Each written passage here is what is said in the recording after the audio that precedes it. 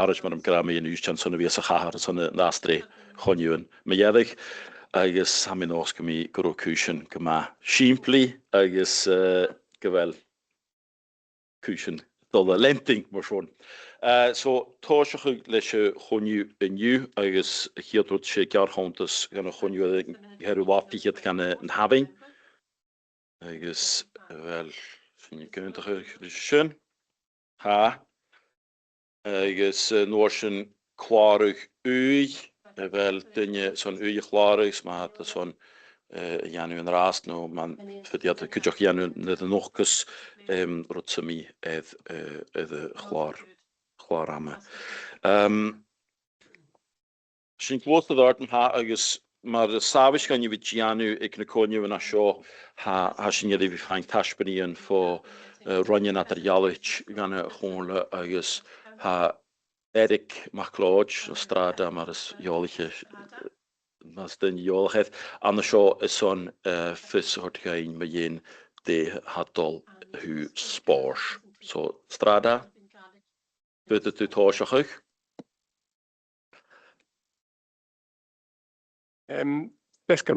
ladies and gentlemen, I was just thinking, I did an event the other night for 250 children, and there wasn't as much as a twitch of nerves. And I can safely say this is as nervous I think I've ever been in my adult working life. But my name's Eric MacLeod. Everyone would know me better as Strada, my colleagues and friends. So my role is Príomh Oifigár Scoilteann Gníomhach. And Hami Fiachin.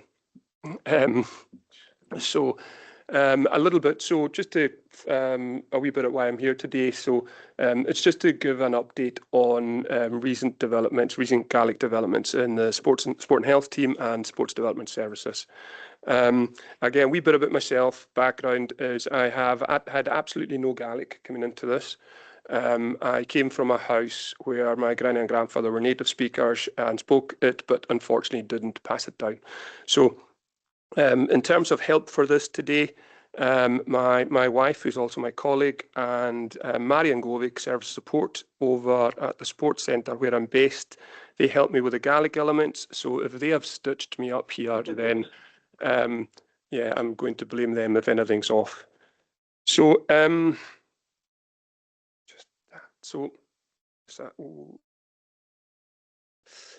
Cimara Hoshich Shaw. So a little bit on Skipper, our team, we're a very small team. There are 7 of us in the team. We have 3 in the Southern Isles and we have 4 in Lewis and Harris. Very dedicated, very committed and open to new ideas. So how this came about. I recently started a new role, taking over the lead officer role for that particular team, and I had a meeting with Anish Govik, and it was just basically around how could we use the Gaelic language in our services. So, Caniaf, Leish and Skipper, so we met as a team, and the team, I have to say, were super enthused. To my embarrassment at the meeting, I found out, my wife's obviously, she's a native speaker and part of the team, but my 2 colleagues in UIST, both the girls, they were also native speakers. I wasn't aware of that. So we were actually starting from a position of strength in this, which is really good, certainly for me as a non-Gaelic speaker. And we have to say we really have been enthused by this. So Carson, it's why not? You know, we just think we're well placed. We've got quite a lot of reach, and you know, I think it's just right. It feels right. So Hami Fiachin, you'll hear me say that quite a bit today, and in any of my translation, I'm more than happy to be picked up on it. Please, it's only how we're going to learn. So Cimara Ha Cúisín Adol. So we very quickly adopted that tagline. It's useful for us because we're going into schools working with children every day, and we're asking children to try come out of their own comfort zone. So in our interactions now with children, when we're using that tagline, it kind of helping us build connection. We're asking them to come out of their comfort zone. They're seeing us coming out of our comfort zone. It's been a really useful tagline. It also helps in just generally, you know, when we're having dialogue with our users, that they know to support us through this. We created a draft doc in the back of the meeting, and basically the draft doc was just, as a team, how are we going to do this and where are we going to do it? We came up with, we needed to get going quickly, so we came up with just a doc that would allow us to sort of kickstart this process, and just general phrases that would, greeting phrases and things like that, to sort of make sure we weren't waiting to get into schools before we started this. Really important for me. So there's 4 of us in the team that have no Gaelic at all, or had no Gaelic at all, and we came up with a sport-specific doc that the terminology that we use every day with children and in some of our adult services. And the Gaelic media unit here kindly, they translated that for us, and that's had a dual purpose. It's been really useful across the team, because now that we are delivering in Gaelic, certainly the native speakers, and it's given us a consistency, if you like, around the language we're using, and it's kind of useful for schools to have that consistency across our delivery. In terms of, we are currently delivering in Gaelic. Now, I hasten to say I am not, just in case people think I'm going in and trying to deliver in Gaelic at this present moment of time, but we are. So the native speakers were now quite explicit about it, so they're going in and they're delivering in Gaelic. So that's been there's an intent there, and for the for the learners, we are using it in every session we can. Really, it's a real commitment on the part of the team to do this. So an example of that would be, I delivered a class to a primary 6 GM class in the Stornoway Primary, BBC Alba, where they are. They filmed it, and it's a really interesting. Obviously, I'm in schools every day. It was a really interesting lesson, and I felt it was quite a positive kind of interactions that were going on, and 2 parents actually spoke to me over the weekend. One of them got in touch with me actually just to say how much their children enjoyed the experience, because the roles were flipped, where we're in there teaching them sport, but they felt they'd taken a teaching role on and teaching us Gaelic. It was actually a really, really nice experience. And I think with that as well, there's opportunities for organic leadership within the children. They're actually going into that teaching role. It was a really interesting interaction, and generally speaking, just integrating Gaelic into everything we do. So there's a commitment there from us to do that. So Déanish, what now? Now I'm going to struggle with this, so please bear with me. Deha ear archach. Not sure if I've got that right, gentlemen, but again, so at the moment in time, so we've got more daily interactions between staff. So I've been based in the sports centre for 14 years now, and in all that time, I've never ever heard Gaelic used. Maybe I've heard users, but never interactions behind the desk or between staff. And now all of a sudden, all our greetings in the morning are in Gaelic. I think everyone's been enthused by that, and it's been hugely helpful, certainly for me as a learner. Really had a really interesting interaction last week with an elderly gentleman who came to the sports centre, who I knew, who as he was speaking to a member of staff, they said, "Oh, Strada's learning Gaelic," and this joyous look came on his face, and he proceeded to speak to me in Gaelic, and I didn't have the heart. I've known him for a long time. I didn't have the heart to say I'm just starting this journey, and I really didn't have a clue what he was saying to me. And at the whole time I was nodding, and at the end I said ha ha, and he went off for a swim. But little did I know that I'd just agreed to in the future become the manager of Nest Football Club. So I'll have to get out of that one somehow. Yeah, and I guess just there's a commitment for us. We're using it in schools, and we've got quite a reach as a team across the board. So, and all of these things are helping us this learning process, if you like. So, Carson has seen GNF Shaw. Again, there's a clear appetite for this. If you look just now, you'll obviously very well aware of. We've got increased GM, we've now got GL in our schools, and we've got so many national Gaelic events. We've got the Alba football team, these amazing opportunities for our Gaelic speakers to play sport. We've got lots of young Gaelic personalities on our TVs. It's just a good time. It is a USP. It is who we are, and we should be part of that very much so. I certainly look at the sport and health team as being in a really good position to have a positive impact on where we use Gaelic and how we use it. And there's a good example there. We do. So if you think of our reach, we're a small team, but we work across a demograph from age 3 all the way up to the elderly, working with people in their 80s and 90s. A really good example would be something that actually kickstarted this journey for me.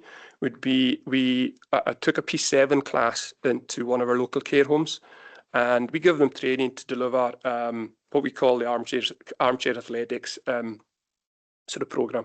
And when we went in, all the elderly are in their chairs, and there was an elderly man asked one of the pupils, "Hi Gaelic Acket."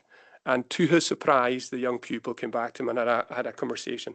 And again, there was real joy in the room. There was a lot of pride, and it was kind of, I don't mind saying probably a little bit of shame for me personally that I couldn't interact in any way. So that was a wee bit of a sort of a motivator for me, if you like. But yeah, really, it's the power of the Gaelic language was there for me to see, and just the reach of it. And we're in a good place to help with that, I guess. Again, part of our culture. I'm away in my role now, new role. I'm away at Sport Scotland meetings, and I'm always asked when I'm away, can you give us, do you speak Gaelic? Can you give us a line in Gaelic? And again, much to my shame, I have never been able to do that. But I'm very much looking forward to my next meeting where I will, with some pride, be able to speak a little bit of Gaelic. So again, just the reach we have. And again, we're well placed as a team. So, why shouldn't we be doing this? We've started now, and we will carry on doing that. Again, Gaelic's a huge economic asset, and I think about our own place. So we work in partnership with Sport Scotland, and it's a shared partnership. Shared funding between the Comhairle and Sport Scotland, and that the Sport Scotland money is direct from the government. So I met with our 2 partnership managers from Sport Scotland were up last week, and when I told them I was meeting today with yourselves and also about this program, I have to say they were super enthused by it, and they are taking that back to Sport Scotland. That there's a commitment there from the team here in the Western Isles to go forward with us. Just I mentioned there about just, the significance of the media. I've seen that. I'm the manager of the Western Isles men's football team. I've been to 5 Eilean games, and there's always been good Gaelic coverage. I'm interviewed at the end of every match, and much to my embarrassment, I've never been able to give an interview in Gaelic. If I'm not sacked before the Faroes, I very much hope to certainly, to provide elements of an interview in Gaelic next time round. And that, there you go. There's the first stitch up. So at the bottom, which as I've seen is, it's just it's also useful for the staff to know what Marion's saying. Again, I might struggle with this, so please bear with me. So plana Sean Inuim Vichach. So our plans going forward, again, just building our own profile. It's good timing for us. We're a small team. We want to make sure that our profile's out there. If we have Gaelic as part of that, then we feel it's the right thing to do. It's going to have more reach, and I think we'll have more people get behind us. Again, just encouraging general use day to day. I think it's really important for us. As I said, we've got 3 members of the team who are fluent in Gaelic. I always feel with anything we do as a coach, you need culture keepers within any team you have to maintain standards, to drive them forward. And we've got that. We've got that with the 3 speakers. We've got it with Marion, who's our service support. And we've also got Mike Stone. Mike himself is a Gaelic learner who's the manager of the sports centre. So, I think we're in a good place there. sorry, that should read sport and health staff, not quota staff, but it is in essence. And just, I have made a commitment myself to go on a course. Unfortunately, the first course I tried to get onto was full, but I believe there is a commitment from the Gaidhlig department to help me find something there. Again, really, our schools, it's been amazing. It's been a really, we're about to put out some literature to our schools around why we're doing this, and we know we'll get good buy-in from our schools. So it's just, again, we know where we can make an impact, and this is just another area we hope we can make a small impact. So again, just the consistency around what we do. So it's in everything we do now. Everyone's signing off in email, something I've never done till recently, and that's been quite useful as well. And again, just similar, but I just want to go back to that bottom one, just about, we do feel we're a small team, but if we can help in any way, it's certainly going to help us. From a personal point of view, it's something I've wanted to do for a while. It helps me in my work, and it helps us build connections with our schools and our communities. Then, yeah, I'm really, really pleased to be doing this. But yeah. Again, I'm not quite sure if I've got that, but happy to be corrected. Again, there's just the impacts we can make. I think that last one for us is really important. We've made a commitment towards it, and as a team, it's really important that we I said that a culture keepers keep us right with us and keep us moving forward on it. So Tap of Life, Hula Dinya, Sean Ik Eisjoch Roim, Maha Christian, Sam Biakit, Fimi, Iach, Bhí am an Comhairle ag an am seo. Tapalat Eric agus ham jochtlikal ga na rutan nach losen kon klein hulu kalas ni gra. Elu gam kleintje nish. Nish tapalat so schön was am so femal agus ham swinje ham ikje kum mi hulten kundige kula Portologus gan hultinje as een humor show. Twee brinje if culture keepers, ach maar goalkeeper, hier zo'n game in Nederland voor de vissen gedekken. Ham ik veelkin zal dus ik, je laat er ook haal, je houdt wel sabach.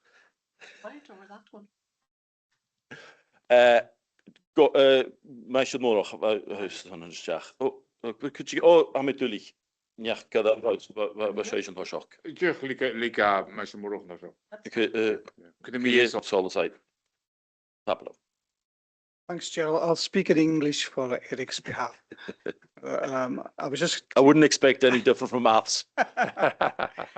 An excellent presentation. I know that talking about youngsters, we know that they'll embrace the language, the learners, when they're involved in sporting activities. So it's great to hear. And I think with this, with what you're doing, Eric, we've got a great opportunity to break that monoglot culture that we have, which doesn't serve us well. So bilingualism, and you've got our language, our Gaelic language, our heritage, and so it's. One of the main things that I think the most important to hear, wonderful to hear, is that Gaelic is actually empowering youngsters in a sporting environment. I mean, that's very powerful and wonderful to hear. So it's a very positive presentation, and congratulations to you and your team, and keep it up. What's the Gaelic for get stuck in? I'll find out for the next.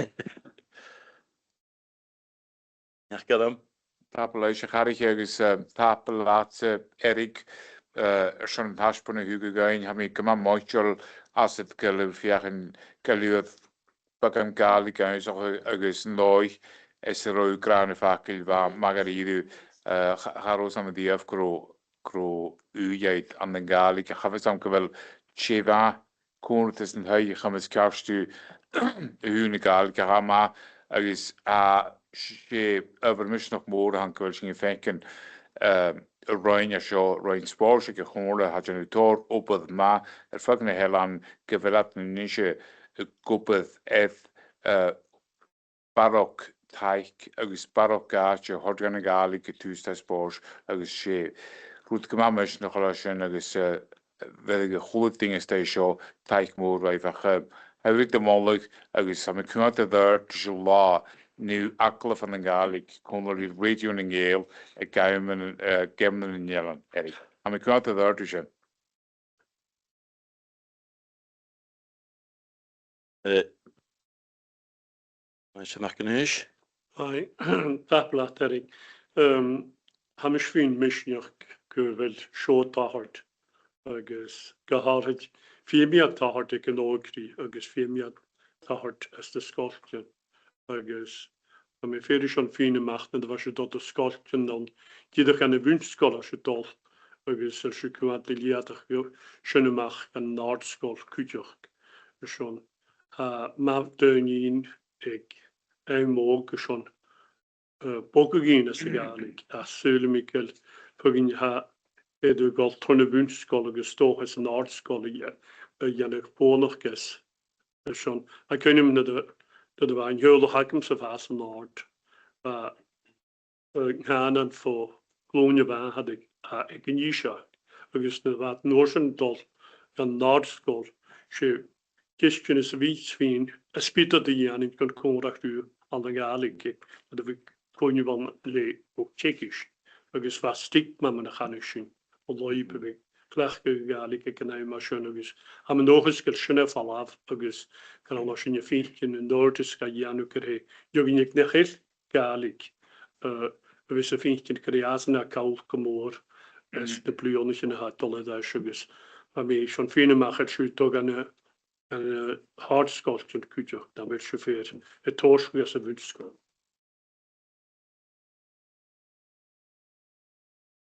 That's all I said.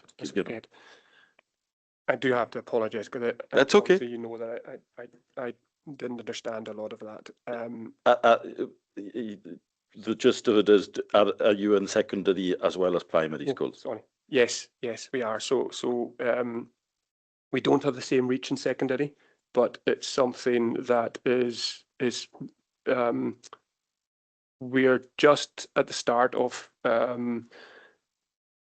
forming a new sort of strategic plan, and the secondaries there'll be greater engagement with the secondaries. It's just getting consistency so that we're consistent in each of the secondaries, and that one secondary is not getting more than the other, if you like. But yeah, the plan would be to take that into secondary as well.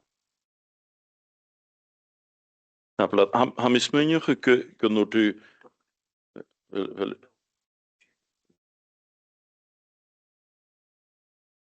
technical problems, yeah. Sorry, so yeah, I wasn't getting that. I apologise. Wel, kleintje Dolina en is net te gewassen. Ha. Mis mynnych net wou brengen hun schema moet ik eens wou brengen Gaidhlig agus chastig u heen zijn wou toch graag non-Gaidhlig ach an oorzen hoort u learners loch geunzig. Sam sun ik er fjaalse nog gaan zo kutrum gaan en naatje wie vechten je seul maar Gaidhlig agus asunisch Gaidhlig holt een jakje as een seul agus van mij. I'm zeker zit je goed gemaakt of was schön groß in de hoortussen.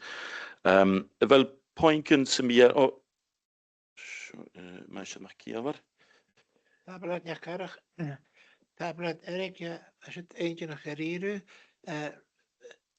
Ook graag kan je wel crochet juist geroeten gijzen. Haatsen juist geroeten gijs. You're learning from them as well as them learning from you. And that's a great thing to have.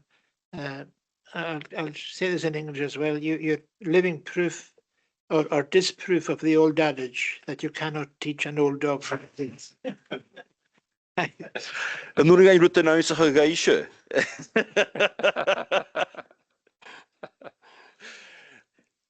Tapelab. Hij is wel. Als je mag klaar. Tapelage, okay. En tapelage election shit. Ham hier krijgt wat kutter mag gaan. Als je bij een show, stel show, trek me in je Gaidhlig. Gaan dan waan als een school als een klassiek in ach. Als een gaarstag is een mooie is, dan hier krijgt wat more aan. Ik wil gewoon ik wil genoeg heb ik goedje as a Gaidhlig agus a bliana Gaidhlig an sa clachca Gaidhlig mar sin agus ha mi tolit go dtí seo í dul agus goharid goil cuiteachn headach géad híos a cuiteach an héan tú cumal ceart a sin má cuiteach. Tapelef agus barel pointed sa Eilean begulm tí doch tainke hort ut Erik son an taspenne go sin wa zoch ma ga rosinike fémed at er hangige bio mar wou gra na fachke an Gaidhlig ham sem mar hort jachka am wa massaliad de wou gra agus ha sem kusin kofaj kujoch en harpen hou het die janu so tapelat son na woordurij in je. Top life. Oké, maar ha, gloosje sin dat gewoon een herut point chwarame. Skieden kan een zonritje. De ELS agus as je tol gaan konten zet maar akusen en raast agus neus de neoch asura hacking. Tapel verharige neoch asura sé wil het gelreelte zijn is in Comhairle die Comhairle agus he maríoch of Comhairle in gohan hokal is haar een draaste jalaf studie atol kondis rachkes agus maar tok mun je Eilean Siar etter niches kan vara in gohan draaste haliget lasse vi gerin satte edorsten tlie is ha reelte sich herst gadide vi giori biachken en droi is kemar behor ne skiden kanen sonra tashovi vistete ha skipen Gaidhlig vi sas gematlu wchen siamias en draaste kon die reeltes Hawr gachsachgan ha snevisas sevuionur tok ha gabaatje Gaidhlig fast rate of progress agus ha snevisas kon die utersen in het ele ha kook na siagan utersen sene konjach hul darach schachgan die in de studie gehinnetal amis munige goalschen chestin is juval Erik Strada mope da skipekschen die gianus die molug agus ha mis munige wil na J Asian blad is fer fame ronjenele gol an Gaidhlig gaan aan de Waanse Comhairle ach aan een boeien een poploch a op het tarten in Eilean nier goos het gaviat kindjach wel komisachke ebi lirike hedevischen traviane Gaidhlig agus bishen de goelach gedoe magin dayen in we skide kanen sonristje het heurt in Eilean Siar as skipen Gaidhlig vi een tor konoltri die Comhairle agus die boeien a op het traviane Gaidhlig es in Eilean nier als je het uintachig amismunigig in de kook arst Amazon session je shen held in as een appendix session behoorde wie ik hoe dunje ach ha unan haar gach nie ele u session wie gavistjach u se liatachig laverst na Gaidhlig session tin train troom trich maar rootsbiartianu na rootsbier wel koskadek je kudische names shen gapagorgen wie kagianef Us behoor een chinavus villentin een mamische shen. Maar hoes me he Maria gewinne Comhairle in nest gal dus na hamsen na shen us blindische realtes us wie gleichen be studie reed mian. As je het bilak fianish af je loged wie kope de shen galav ga je aharach go ide chodikin ach as je dochus geditaken wie tongish boei us pisoch aan een dooi nach rosjen dianef die vronisho. Biskialach gakin ach bi data crwy na loib agus habuilen het tosho klachku shen as in edition pleden bo vi na ga mar ha agus as in jonach shen skule gemach na sarsne gachar as in kujok tokal christian gemak crwy ma een trainu of ik eden is as in smunjukol shen edevi gemal lak van de show agus gebi een trainu ge die janef traviane Gaidhlig it's maar bi harutekin fatte jaar aan traviane Gaidhlig en trainers in de jaren session die ook al zijn duur in die portion Gaidhlig is die realtes so kuschen gemam mission gelijk in iedere ach maar bij aanman die voor fame dunje kan trompen show no beter kan het zijn duur tapelf Taplat son in je strategie agus lenne na skiden kan wel kwarame roin na so for saking kun je have route on the tachart. Misschien wie gemamogel ondoors kun dit skiede kanen en emmer haplio nachke van hartskapul. Ik is ha despetal draast des realtes kunt beorganisation tachert. Waar is hem groljes vrij via winstjes gema jonach gedust iederst gemal doe aan de holish. Sashine goide in een planning naar je goede stjach huisjen. Get nachel. Sine een tijd van goede dingen met join haast. Ach ha kutter gehaart skidenille nachel economie des hater van gebist goed edaspeka. Smosan ganjele pulig selef kimarakushen togo progumach. So vaak is altijd inderdaad toch moet question dan. Zo hou je graag ganjel klaar aan. Ganjel brast. Oké, wel Uusjan. Diolch yn rwyd awrst ysbwyd i Janus a mit o'r ta'n gan skipper sonchen. A yn rwyd nach y koste yn ffim i'r as se bere med det show är det harsen. Vi kan inte ha gebieg kut dinge med hon uisk geled. Vi spökar om in i bergen och gemeins bergen och höjns nog försökt men så när här gnim dies vi är det som kom upp pricket då jag men det känner kan det upp lite skapuling också an de doorste bi as mé pinnes choiers mé jo cho taiche versegget dit de route ja unofike en nuist séin. Ha mi sonne vi kan sölle men sé. A mi galise fung agus sin de hokal agus gaan show achtrach agus ga vi sin toelige grasho en drach my gede gewarch ach a mis min gole Maria ge de goede kaers nach unter en gaan run horle graag die kaers nach reis maar rachkus het al kemarakusen a mis min ach ik herstam a mis min go fim een kaers nach een opere gekol agus fijn mag je gadi wat al opere gus fin schon ge kojonach het veel Nederland Siar reis adeven boy us adeven nofiker na haar klachke eskach skide smoschen chilis nukuf kan shenach khajach kischen chin khatanin chin ko unte itiditis ai sakene dahu intenachish Mi kom al solet naar terug. Ja, blijf el question ik ten je meer elle. Oh, mis het nog?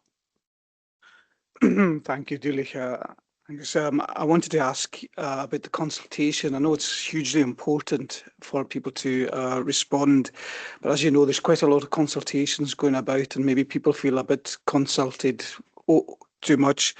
So, in that respect, are communities being supported or encouraged? For example, are we getting in touch with community councils and community associations and asking them to specifically put them on agendas so they can be done and discussed there and then, so that we can get a proper feedback and more people filling in the consultation?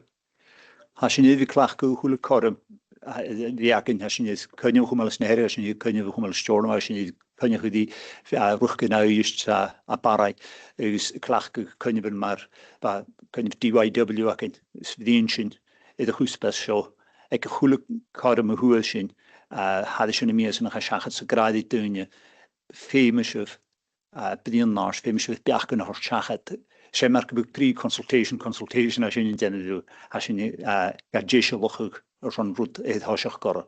Hun had het al hal feed chorren maar biatgisel us ne biachkenachke de untachug manjit at de saas on kanal through realtish.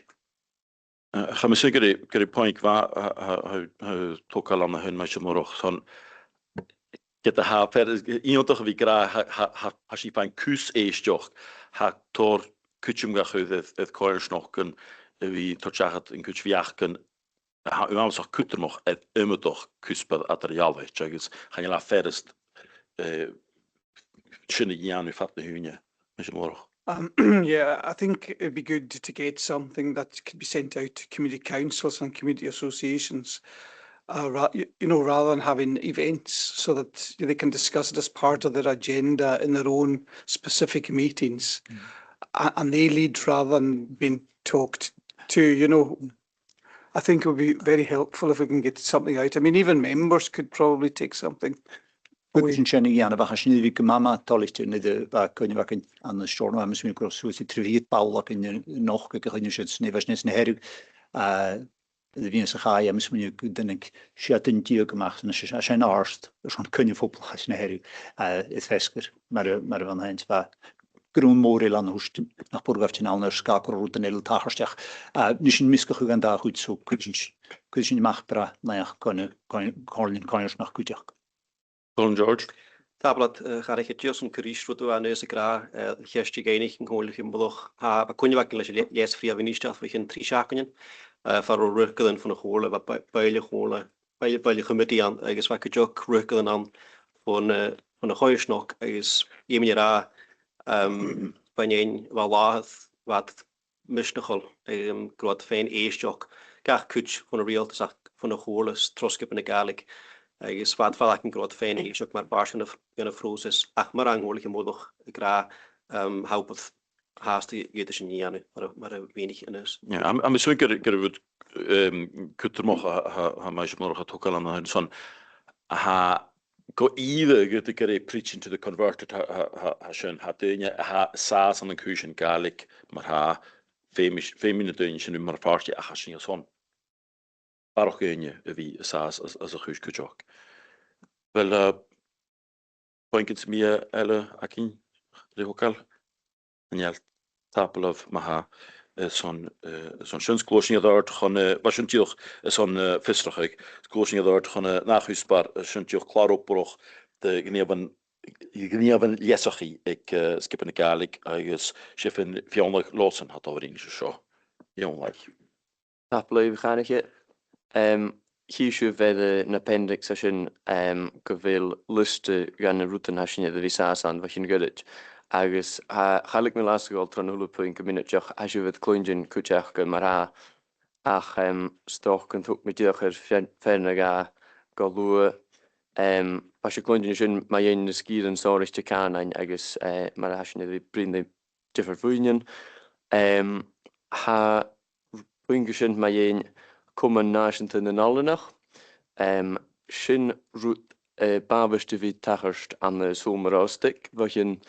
blian lega agus route wat gemasse de wegal ach roeie te maken aatje vudig agus gaat hagen de nudi agus mar sin was sin brin die boeien lega het jaarlichte agus hoe sin unte gebagama hier gaan aan de Stornweg agus as sin een stol hagerst zo as sin berg gejik Kar is 3 fiechet al nog, soos gestjorne wij had dolle goedach aan de jiffers aartigen agus dolle gein karamen wie leip na kars nog gesjo agus saas aan de UHI is wat mar sin.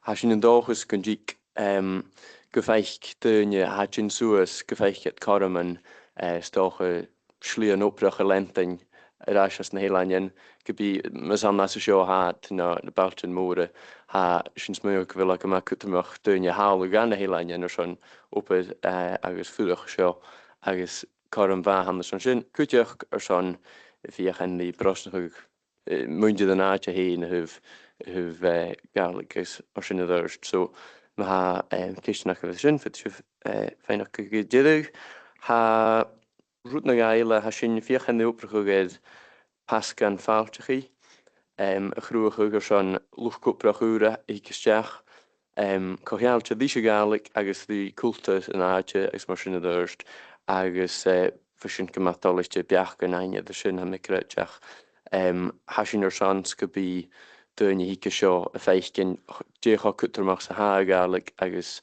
an cultur lokaal Comhairle de sin agus gefaiat blaset de sin de hiket gan aatje agus díadach féin rútan méidir sin ha sin haas de féhu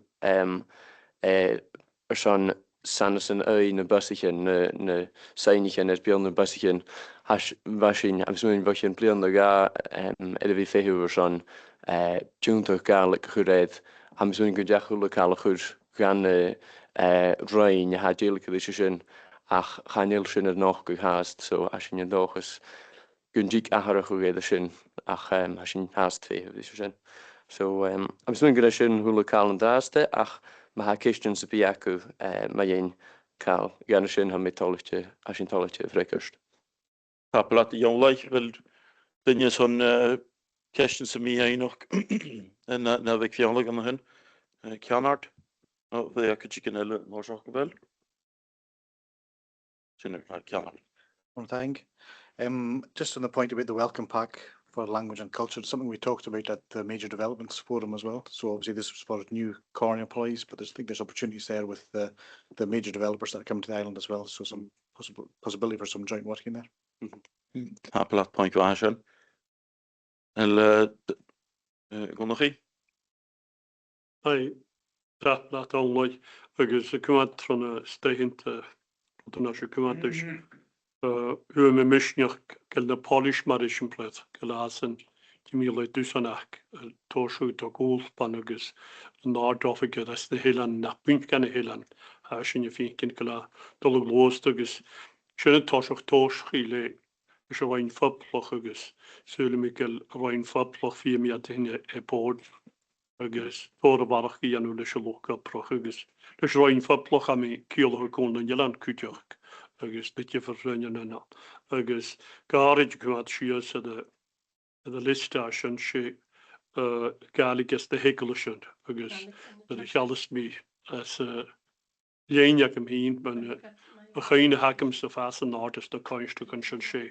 Si Gaidhlig I fesin hegelis fo hús agus an orsan Biolud so dystiach hwle mi o san agus a sy'n edrych ar y Comhairle so hwle coinstach a hawn agus a Gaidhlig ec di an y Comhairle as the hegelischen agus. Syle mi cwad yn y hegelischen se torswg leis yn ogli as the hegelischen agus. Bod yn torswg as y bwns na Scotland sabant agus sy'n agus. A sy'n ma'r hegelish Comhairle an y stjorda agus so. A Gaidhlig ac yn y hwle mi o sa sy'n cwad. Die killen technologisch in Nishagus systems as in Yekulishon, rot on the Yanulish and Octavis, machine you come over to the Ortis Yanu as in Yekulish in he. Tapla is am joch, maar in Canada te krijgen joch kan de schoen agus brengen het visserige gehoord gaat in je het je stachas uit, maar toch al een route point van is het je een paraatje Gaidhlig avondjoch als je niet torsig natuurlijk aan de homer ha bekend de jolen zag het kuchen ik heb wel Gaidhlig aan achtertocht pijn in de tuin ha kloos de stach toch nog gaan jullie zeggen de niet ik heb wel niet straks gehaakt zo zeker wordt femel als je nog eens maar van gaan te krijgen maar ha torgen je kovic een stach en helan zo'n driak naar de Gaidhlig ik me ga we gaan kutje halen is femel om is me nog een pointje niet aan nu Geisen. Een koor, maar is het morgen? Ga je me vechten in de zolle zijde als je grieën zo? Dan je gaat niet goed je. But not on your microphone. Should I? How rather niche. Thanks. We probably all know that youngsters nowadays have got a lot of time on devices, and apologies if I couldn't find it on the list, but what are we doing in terms of encouraging Gaidhlig and social media content? I think they call it influencers and things like that, YouTubers. Is there things that are being encouraged that we can have more Gaidhlig material on social media and YouTube and Instagram and things like that? Ham is wel urban dat we ik MG Alpe hadden in de plek meer ik route een groeg ik ieder coiners nog hebben we zo'n wel kutje dat is jeetje kunnen ze nog uitzien zo'n route een hortigele een eusje zo'n Gaidhlig koop is klou kon die allebei vee wakken ik ga niet meer Gaidhlig ha pas kiet mil ha kort kiet mil noord ik MG Alpe is goed daartoe van in de ruimte zijn, van park stuwen, hoe je mag wachten zou die kunnen ook nemen. Ach, gaan we zien, fijn kan dat ik het zien, kan fijn zien, tijdsgewaardig, wel waarschijnlijk Gaidhlig is wat we manele van hoe mag kunnen. Ach, ga skippen Gaidhlig ik chish me aan zien. Smag ik hoe kala shock hele zou zien in dag skedik, tra as blien in een shoot, hij heel goed wil. Tor mór a bharach de stu geharrte hús spór agus hoprig sensteach dus agenda ha erige vi brian mai vi sporthús canan go Eilean an dói tornas éfachige gan an bhain levi Turkish termen Gaidhlig ach an orsna ginse mai yún in me an socialte so sinnne bedien wa me saken en draast den kindig gefashin en go oproch ga seo idir Borsna Gaidhlig alla befi a Comhairle agus útrasan in der lille van sinnne horska pool. Moringa could you kunnen de solde shaker jeetje because Colin George. Tabel ga ik Jirachsen kudristrut aan neus er daar is Jirach hu Comhairle heen ga je zo'n brein als lee schemes met kunnen chasing of ik er Comataidh de Comhairle a ga een glaasje die zou niet doien zo in barok Gaidhlig wiak in de meer social te is maar afs ik ha Facebooks X is Instagrams Snapchat hoe zo dan so ha je quadrische goedelijke kunnen platforms als een raast zo'n fake in deze ring in janu Fionleg a parsken en riak fionleg sande hu Comhairle ha kujok spiashin Comataidh krishemes. Zou sam kul planichen aan de hu bijanu barok na de testimonials voor deunja han de riak en Gaidhlig zo'n jarabig hort shachat gewel woonok en skormen aan get deunja. Gaan jullie sam maar je testimonials aan voor Don Weers, Colin Georges in de school. Gaan jullie sam je influencers wie on ja ham ze kala makel deunja faking gewel slie oproch aan gehardes na Helen ga oikri geharach. Ach je point mag ride van holige. Abelad. Oh, wel kwitsol zijn draast. Mooi screen shach. Okay, my point was probably moving away from big institutions developing these, but to encourage youngsters to do it themselves. To try and have youngsters. I know there's a lot of gaming going on, and youngsters playing games and talking in Gaidhlig. My son is a native, Gaidhlig, fluent in Gaidhlig. And my worry is that he's going to get an American accent if he watches any more of these things. So it'd be great. It would be really great if there was a kind of, Gaelic version of these things that are so popular. I mean, you see the hits they get millions of hits, So it was more not the kind of testimonials or the kind of more institutionalized content, but more encouraging youngsters to take it upon themselves to get these videos on YouTube and Instagram. So it's another way of empowering young people to use the language in something they enjoy. Kan je zo mooi kwam met de hoogalaag als je briener aan een rand film was je toch al gro geharaj tor fast aan een week Gaidhlig laag TikTok geharaj agus a fast more sin agus was je fiach niet kan zeg de kuch gaan na déine a posta ar platform sin san fiken nuing an kials mí dhéanú lá san a fisaking gan sin farfuil ágrí agus parent in raste so a corman sin bag an kréitich fiken a fás we sin fiken geharide a platform sin léchke Gaidhlig so bliúna chaid so sin fiken corman sin gojoch. Rit a bhamid a bhrín sé Harad Taigort is on skipping a Gaidhlig gweld parston a Comhairle mae un art sgol Gaidhlig. Agus sech nach rwa nat sy'n miel ar y chlarag yn yw, fe mae'n gyrwch gyori fisgu hort o'n chymiti. Fes ni'n sŵlwch gymig yn aes gydisiol ac yn ysyn hort con a chymiti a sio yn yw, agus go chymiti spors as ffylm marst ach yw'r lwch raws chi barach chi jys o'n tydig aclyf yn y enw. Agus a dyn eisiau sŵlwch gymia criws ag allar, agus gymia ac yn ysyn seich yn chymiti a sio. Agus seich chymiti ffylm as y farst yna na heich yn chymiti. So tamil trein nach ala bylwch jesol hast, lwch grans chi nes fi genitor oper yn aisg, sa gofi jesol ach laragat barach chi jesol aclyf yn ala yenw, agus bia jesol ag allar, agus i gachon yn achymiti, na seich yn chymiti a sio. Tá blad son nysrach a sin agus go las chun haink bhaid me sem marach. Ha mis minioch ha orpen er in janu a son sin user generated content the velu brin an sin rute na ha déinat héin an brosnach son janu ha orpen vi an son piarni tot barok stuhne Gaidhlig vi an ach mar ha gram sem ik mega tonnes kuachkoch na maunig dunne ik ieder koers nog gewa naatje bwynan, mae'r Hanylys am mar fa Colin George gra dech o cool sef y Colin George stôl wir tochach testimonials hanylys am ach ham mi gyntach leis y pwynt y faid yn hyn mae eisiau mac i afar Tablet. Meervlug wie kwad is klaar oprechte nie van lesig ek het hoor na loib. Goes there van 'n spirit wat nog gebring het. Die as ek hier heb bilak da wuen is gewehe.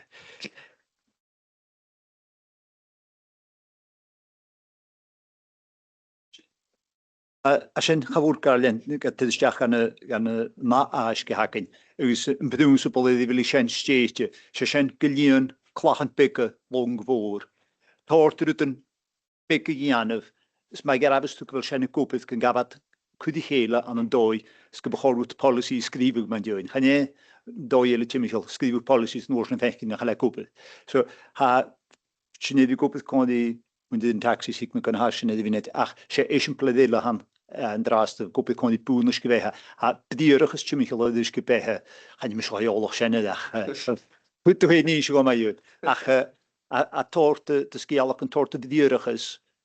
Goed is je horspeels. Haar fijnig een toas gisteren is woes en hier is ballen.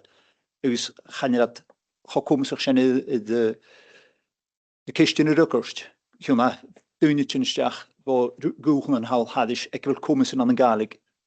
Parks hek de dunne ha as na búdin stoch an storm mag an gute híchin so as sin in a project big go op kon se vuisen as sin to se weet verbel sin to a gute hule se vidierig ha fion lo vi go op keplu kon die am did Ahmed from the east a glarbi ek is in is a Gaidhlig geleed u se klachgu Gaidhlig net heb die na happerste hekke heen hat lochaal itter ganen ekki heen ganen maharelike heen u se Gaidhlig torte gachkel gemaakt maar kolach die gele.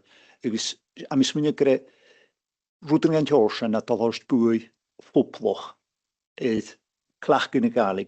Dus chili meer als kan mappers het gelion een klachend pikken long voor. Dus toch er zo een dode zijn Zo misschien je maar hoe waar ik taik voor bouw gaan gaan die stok met meisje mag hier werk gemaakt zo nog zo die ja die. Ik mag een portel geweest. Vam dag er die anders het gaan geen oh heb ze kan maar te van wat is am groot die waans Muchas gracias. There's clear links between the whiskey shop and the taxi. If things go well at the whiskey shop, then we need a taxi back, so the Gaidhlig should be really important. No, I was actually going to make a point in reference to what Keitzler Murray was saying. Unfortunately, he's left. Skull Gallabrook every Juloin podcast, primary 6 and 7 in the library. So there's content happening. I think there's some really good stuff happening in our community, but we're maybe just not all aware of it, and it's kind of tying it all together through Yolas Crochsalia. There's a lot of good work done. I know young Mr. Henderson, when he was involved there, was doing a lot of good content online. There is also the dangers of young people being online. You don't really want them to be on certain platforms. TikTok has its positives, but also has its negatives. So we just have to be careful about how we manage these things. So I just want to make those points. Hapelov. Wel, hangeling hoor feinken akin een raast ha so lesjen glosing otherd go adwe sia aring na herrig agus de hadden we tol as na herrig ko dol nie dol weer brin show Ja. Ha ma aan de soch wel Jesus de vial agus kre usa pies as de herrig Wel, an na seo dort seachat fistrach mine chunniu fopplach Gaidhligs na herrig a cha chumar san tharabost san dúlach gynúri. Bei amas in a chunniu fistrach chort seachat skieren karan sonritje, hu achnan kanan albanoch, is sin tor chlinche mien sin. Agus fein amachn big buinen agus gniafach san inadol san uppige konla gus clach na Gaidhlig gewedig as na herrig. Ha na torrein is kutrumich, hannig amachas chunniu, minich san naskrivig, gynne a heskshoch. Le gearchantas gynne prief horien ik siapoinke hun, agus kuch gynne biachken, a hannig amachas chunniu ik siapoinke ga. Ha san lul, gyn kaim sin chunniu poplach as de skieren elle, fieken jelan, sna siachkan smias yn haar roein. Tapelat, agus maint nog we fikin na biachken at jallet van nog van gonje was een. Wel, zo zo'n visserach is wel dinge zo'n kala, mas nog kloot. Diolch yn ta'n gyhedd skip yn y galig, ysyn chaim sy'n chwilio chosio gys fe Comataidh nach ys na hwgal môr gons gwydar na hiwn da i mach yn y chaim fe sio ar ysyn cyndiach cyfyd eich gymach ac fa tor ŵian agos hemai cyn sio y chosio gys na chwmal y dol of y gelius o'i galig fi tosing as na hedig ik tosig y giplin mewn i'ch yw'r bors na galig agos he's a gweld tydig dos y golydd o'r sgwtach yn hyn so se bros noch y môr han agos am dos gy gyniwn sy'n gael ti'n ila cwtach agos gyniwn a deisyn bren her dydd o'r sgwtach Tapelov. Agos mae'r dynel sy'n cael y hwgal glwysyn y ddord Mahamar hwrt mi fos yn fysrachig tapelat y gwyl sy'n ysrach sy'n hwrt siachat agos clwysyn yn eisiau fysrachig eith skema taxi gael ac asyn bwt bag hwyntyn agos yw'n barach yn eisiau. Wel, se rwt big hawn, se skema yn big eila sio, ferwyl aarstammers ac yn i ddysg fi clach yn y gaelig an y sy'ch un afystioch, agos nid y chwysyn siomach diach yn eich ai, yn tŵafas gwyni van mianen, agos o'n y ffobl togalw ys y chwys, fatafarach sy'n fasyn yn dŵl fa da chwyd na mianen biol agos gaelig gyr i acolofan, agos fyna pepen sgrif y colofan mae yw'n cwydioch. Ceis jahan i gynarst, jebe cosg, chanil cael, mae fes cosg deich nochtig yn, se rwyd gan George. Diolch taxi iawn hwn yn ach, nie?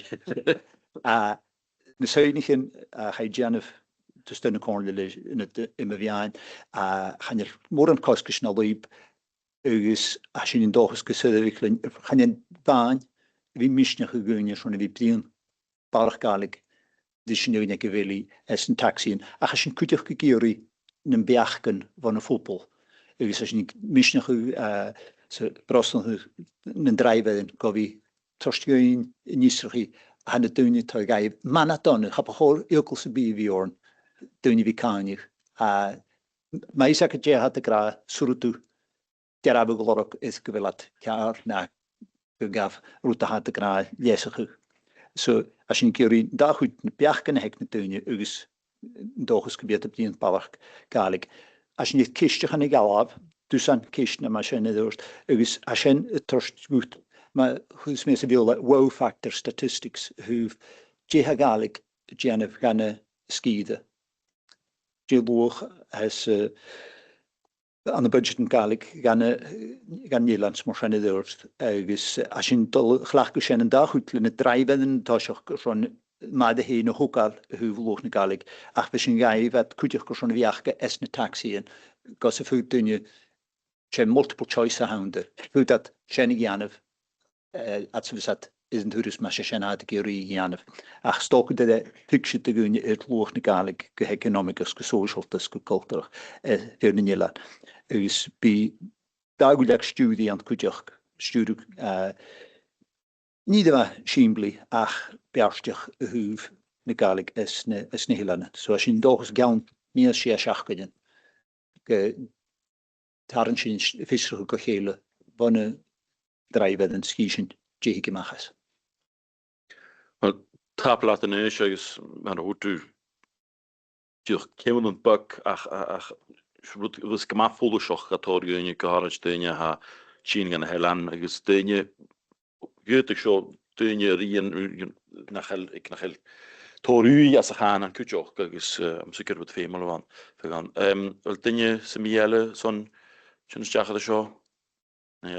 Tapelat son yn ysrach i wasyn glwysyn i ddord mae hach o'n na rwyd y chwar agos G-lip agos G-lip yn y plion sy'n ffilm terfian y gaelig eich daichyd sé Evelyn ha ac sio Evelyn myhef yn rast. Ach, gaan met je niet terug. Ga pudding Evelyn en wie een lager in Jusa en tamet me in Chinach. Brin hem heen in Ijs kijk. En Ijs Chin Huku venue. Agus Chin go Comataidh film en Maroch. Sé seo tíoch Ijs garit tíoch door vissige de veil gal sin goper door zuul niet je daig blione voor hoosig hier in het Gaidhlig aan de skolvriesklitch. Agus as ni gyri sin anachach agus cúideach slí a níos vírianú le fálam Gaidhlig hadisir in eichet bliúna sin. Ag ga point go céir as an eis go sé ficin na planich na hacan ras de gopur le tascal na Eilean agus cúideach le in het méanan gopur le podcast dúch colch ní a gra ag gur bhfuil na am ar scoltins ar guhan. As je kunt ook kopen door kuil, door zuil en noringen oren schrijven, kan je zo. Had de koperistische drama, kan je dat het blijven de GME. Agus ha kunt ook even een koppel in de mien en de zuilige met column film stierig, klaar. Agus kunt ook gaan je smaklas en als je ga koppelische VPC kunt ook even wel column. Når jeg eisen kalliane kiansli se naim kutermacha seo san fallen ter viana Gaidhlig. Agus cúideach inniu ha clarach scola fasclug is on luch scola táiseach san búnastal leona fichit sa Siar agus sé am kutermacha sin a ríist agus an gyori se chula cala sin a chianfi chéile sam tolis questions mi agáil fa bail me dhéana in aisk. Tabalat goil mai sem maciabar. Gaan je kistje halen, ach, stedig skanken nog weet wel dat het bliane, als je hier de school aan de Briaskmet. En ik heb redening eerlijk en hem, agus, ik maten zo dan wie fijn je paune zijn, agus, op die ganzen maar zo'n program. Zie je vriend nu, ga ook Gaidhlig. Zo die de Rwy'n juist schon een uur aan heen. Ach, maar jeder stegen een skoltje trobi aan de Gaidhlig in gebaar. Je te vrienden is gewoon zwak Gaidhlig. Agus boering even aaskie en zo'n program maken. Zo had op het meer van hier nu. Agus famous je wie kies je gaat doen. Fame had je nu. Gaan je gewoon nog. Ik wil dat tot overgaan je kun je skoltje trobi aan de Gaidhlig. Agus famous je wie shouting a parent en gehaald. Fame had je nu clown met daar gaan. Mi kinderen verder zit als je graas a kutermacher is je project als je zulke legile gelijk sin als je viagen die atje voor hoorsie sin voor je tijd het blionne le keer scholar ze nische zulke dan je de scholar en punt school dat er weer van ter weer Gaidhlig zit kutermacher gemoren hasin agus kuterach dan je de school en alle had de geuzige Gaidhlig a goede den je geuzige se koppel Gaidhlig as een schooltje nak in je vat zo gaan niet hier en er dus a hagerle van te winnen Gaidhlig as een eigen blione sin se slí a tachard haris in een skolten het vat le vi fiachen die bros nog is in jarstige hanen miskli oikri agus jaim ma kutermacha seo as a kerste son de kinne jane chimichulir ach as sin has de gatter gur fast mór tachard haris in een eigen blione sin. Appelive. Agus mar an chór fáinkin a cinnre chugar an hun glósin iad sa fáink habal sin cúis éic noch acin chlárama agus sin muin blian do gníomachas an chulturol agus ha náhis go seo son bisracha agus ha an bodoch an há son nisracha a sin hortgein. Thank you, Chair. So, as you've indicated, the report's for noting. It's also going to Sustainable Development and PNR this week. And really the aim of the report is just to set out the funding arrangements that are now coming to a close in terms of support for creative industries, arts, culture, Gaelic and heritage organisations. really just seeking to provide members with a summary of the organisations affected and bring together the background on the decisions over the course of a few years in one report. So hopefully, given interest in this matter, it's useful for members to see the position. Members will be aware of understandable concern on the funding position. As noted in the report, the core budgets for these organisations are no longer available. Really, the main option would appear to be continued allocation of Crown Estate funding, and that will need to be considered by members as part of the wider strategy and requirement for use of these funds. I'm happy to take any questions. Tapelat wil question Ushan and Hoshok Maha. Local Kayakams uw glare om her nam welf de Comhairle. En met tolle teken wil er rekent is boeien en doelges Comhairle te korus dichets na Eilean in Nier kan amsjes het door kutte met in het boeien en Eilean berechen als ne meoen agus we smeren kunnen boeien en doelges gerst kutte mer uins na Eilean som met tolle teken wil de lever kent orisen kutter as een aasgeshow. Tapelat gewoon nog hem zijn gere point aan zo kutrum gaan kutjok. Wel ten is miele zo'n point kun ook al een eens.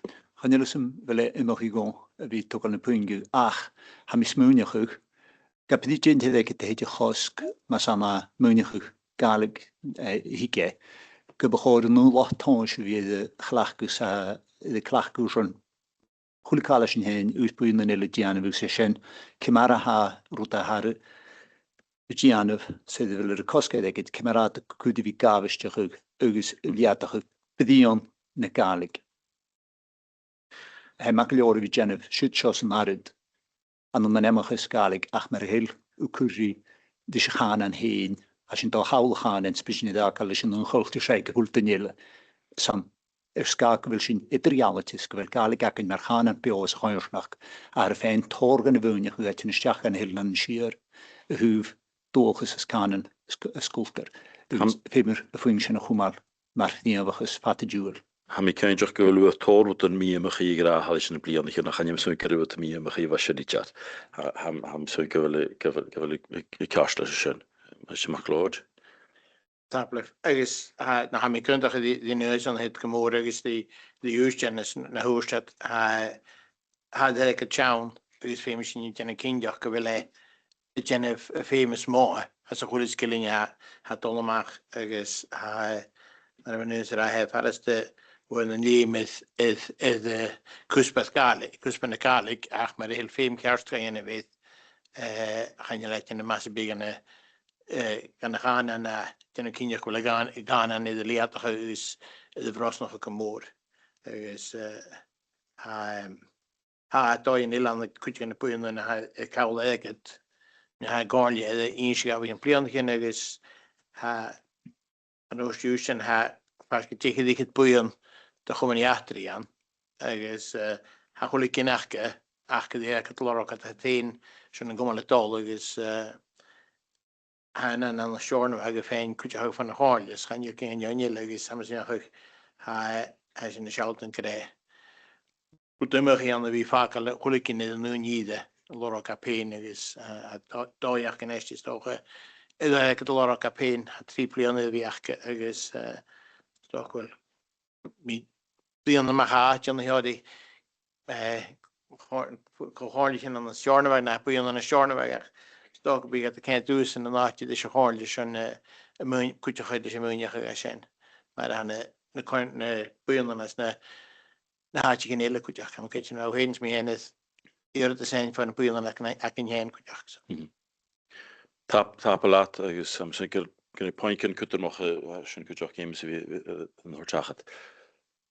Maar ten is miele zo'n kal hokal gaan tanken hoort aan zo'n jesroge schön hoort geen eigens die toch zo'n mus kreeg in je gewoon begrijp ja neer in is eigens hij is een veel meer kortie aan u niet maar schakkel dus een OBE zo miel neer schön eigens stoken nog schön goed ketruten bwlwch mi ymwch chi gra.